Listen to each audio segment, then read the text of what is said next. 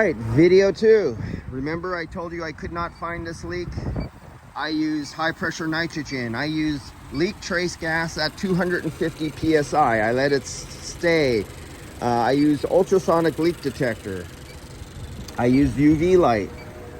And I told you, with my experiences on these Hondas, unfortunately I won't find it now, or I will only find it after I fill it up completely 100%, run it for a few minutes, shut it off, and then turn it on. And let's see, let me show you what I found. And this is the scenario. You don't find it when you first leak test. But this is so big now. Boom, there we go.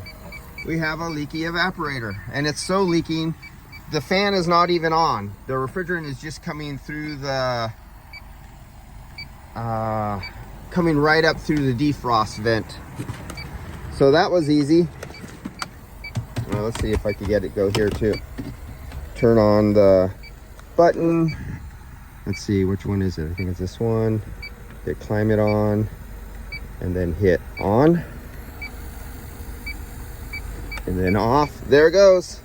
So all I did was I hit the button on to get the fan rotating, push what's out of the evaporator case across my tip. It picks up that refrigerant and skyrockets. See you guys later.